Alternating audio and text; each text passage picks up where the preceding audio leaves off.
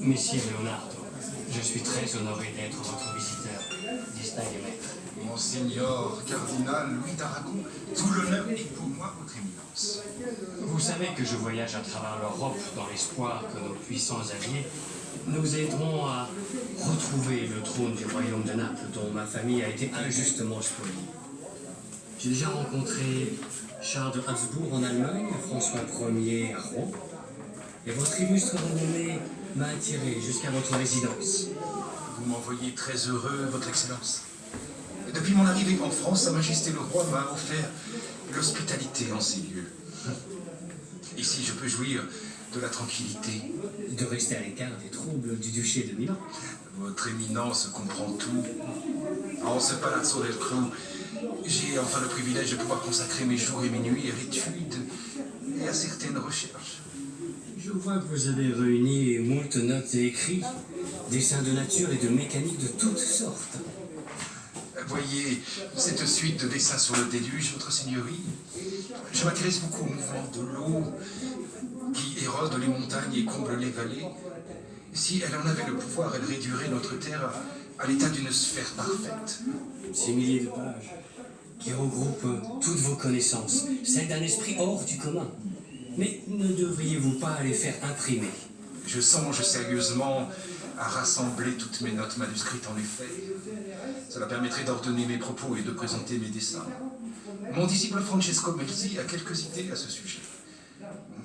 Ses écrits pourraient remplir de nombreux volumes. Il traiterait de la peinture, de la botanique, de l'architecture, de l'astronomie et même du vol des oiseaux. Et ce manuscrit fort singulier? Il s'agit d'un recueil d'études d'anatomie que j'ai illustré au moyen de dessins. Très impressionnant. Je vous remercie, monseigneur. Pour le réaliser, il m'a fallu disséquer plus de 30 corps d'hommes et de femmes de tous âges. Cela m'a permis de décrire et de détailler les corps de chacun des genres comme aucun ouvrage ne l'avait fait auparavant. Tout y est. Les membres, les muscles, les nerfs, les veines, les différentes parties de l'intestin. Quel esprit!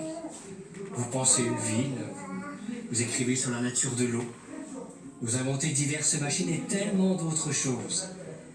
Mais n'est-ce point la peinture votre plus noble occupation? Voyez-vous, monseigneur, la peinture ne se satisfait que de la perfection, qui pourrait prétendre l'avoir jamais atteinte. Voyez ce portrait de cette jeune Florentine, peinte au naturel. Je n'ai cessé de le parfaire à la demande de feu le magnifique Julien de Médicis. Il devrait être fini, mais en aurais-je un jour la totale certitude. Pourquoi cela, cher maître? Il me semble remarquablement achevé. Et jamais au cours de mes voyages, je n'ai vu d'œuvre d'une si rare perfection. Ce sourire, cette expression. Les détails font la perfection, mais la perfection n'est pas un détail, monseigneur. Je cherche à donner à mes figures une attitude révélatrice des pensées que les personnages ont dans leur esprit. Et cette recherche est infinie. Mais si ce portrait est une commande, comment se fait-il Qu'il soit avec moi au Palazzo del Clu. Depuis Rome, il est des œuvres dont je ne me sépare jamais. Ensemble, nous avons traversé les Alpes à dos de mulet. Il y a ce portrait et ce que vous avez vu dans mon atelier. Le Saint Jean-Baptiste jeune et la Madone assise sur les genoux de Sainte Anne. Et pourquoi ces trois-là, maître? Je ne me lasse pas de les contempler. Mais je manque à tous mes devoirs.